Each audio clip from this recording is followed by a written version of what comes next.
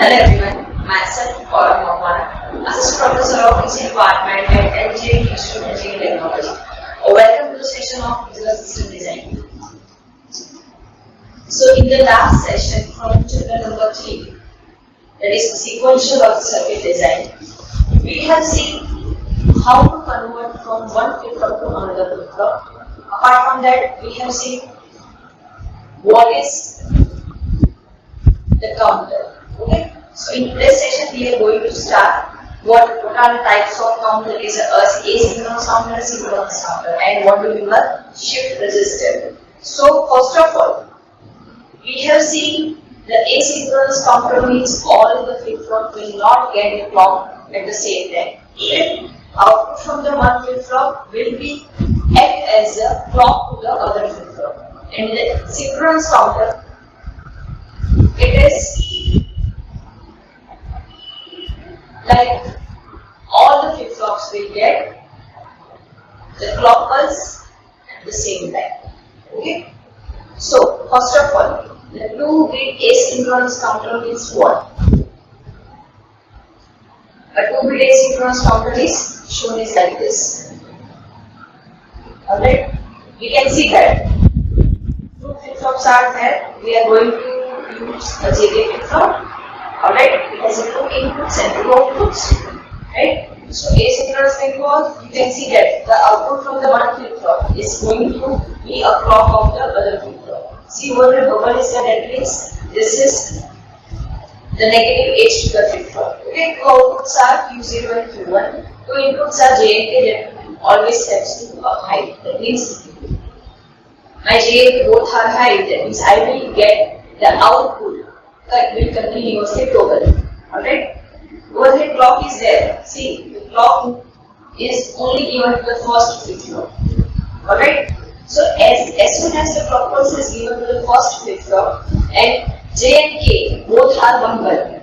Initially Q0 and Q1 both are 0 0. So after inserting the clock pulse, Q0 will becomes 1 and Q1 will remain as it is. Alright? That's right. For the first negative edge trigger flip-flop, you can see that for the first clock pulse, my Q0 will change from 0 to 1, right? And Q1 remains as it is. Alright? Now, for the instant of second negative edge of the clock, my Q will becomes 0. Alright? And for that instant of time, my Q1 will, for the earliest value of Q, that is 1, will be a 0. So now 1 to 0 transition, that means it is a negative edge trigger. Alright? So the second number of flip-flop will be set. So Q1 becomes 1. Alright? Likewise, this counter will work. As it is a 2-bit counter, so my output initially is 0 0, then 0 1, then 1 0, and the 1 1. Q1 is the most significant bit and Q0 is the least significant bit. Alright? So we can say that the 2-bit asynchronous counter in which my 2 flip-flops are not going to be activated at the same time. Alright? This is the example of the waveform, or it is writing diagram, and this is a circuit diagram of the 2-bit asynchronous counter. Right? Now, for a 3-bit asynchronous counter, 3-bit stands for 0 0 0, 0 0 1, 0 1 0, 0 1 1, up to 1 1 1. And after 1 1 1, my counter will become reset. It will be set to 0 0 0. Okay? So this is how my counter will going to increment its value. Alright? See, let us take one example based on 3-bit asynchronous up counter. Now there are 2 types of counter, up counter and the down counter. Up counter means what? My counter values are going to be increased. That is from 0 0 0, 0 0 1, 0 1 0 0 1, likewise. And for the down counter, the counter holds the maximum value initially 111. Okay, then it will going to decrement by 1. Like if my initial value is 111, then its value will be decrement by 1, that is 110, then 101. Alright, likewise it is going to decrease. So let's say if I want to draw its truth table based on this diagram that we have seen, we know that 000 is the initial state, the next state is 001. After 001, its next state is 010. So let us make the truth table for it. It requires the present state, next state, and based on the present state and next state, we are able to get the value of j and k. Alright? Now, we know initially its present state is starting from 000, 001, 010 up to 111. So for the present state 000, the next state is 001. Alright? For 001, my next state is 010. It is coming from here. Okay? 011, that means 100, its next state is 100. Likewise, for 111, my counter is going to be reset. So its next state is like 000. Right? So based on the present state and the next state, we are able to identify what is the value of j and k.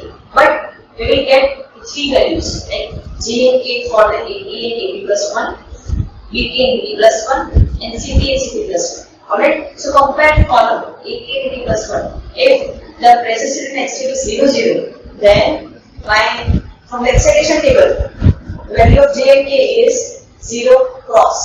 So press it over here, 0 cross. Similarly for again 0 cross, 0 cross, 0 and 1 cross. See, 1 cross.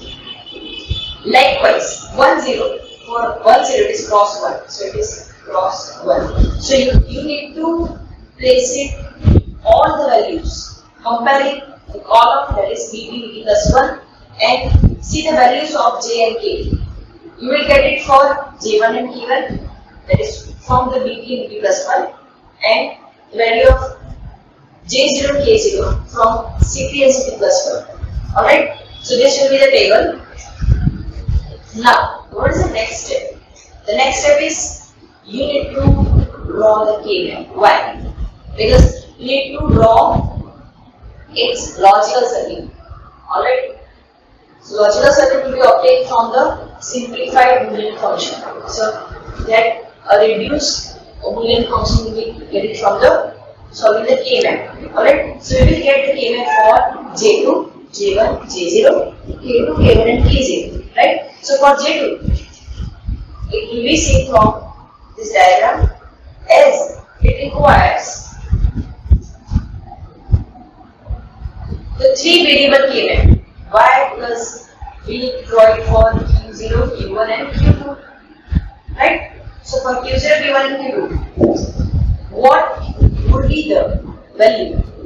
So you need to place it like 1 cross cross cross cross cross. So there is only 1 and cross cross is there.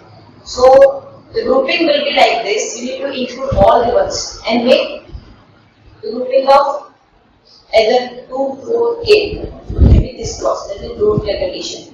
And if the row clear will remain left, then it is fine. You don't need to make a group of the cross. Okay? So it is over here 1 and cross. So group will be like this.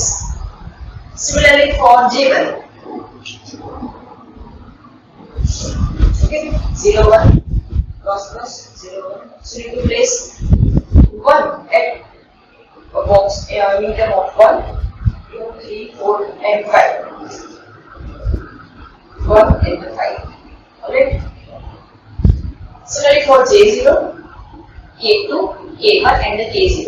So for J2 and K2, you will find the value is Q1 dot Q2.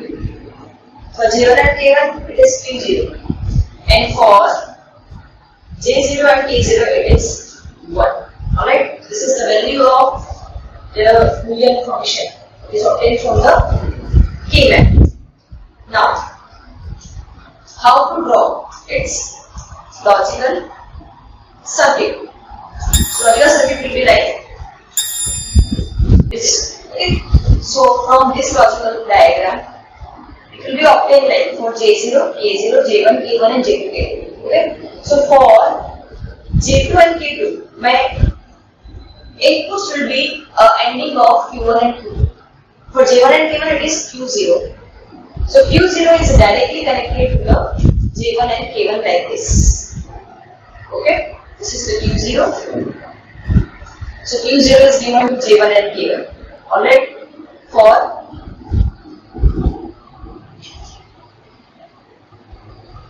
J2 and K2, it will be ending of Q1 and Q2. Okay.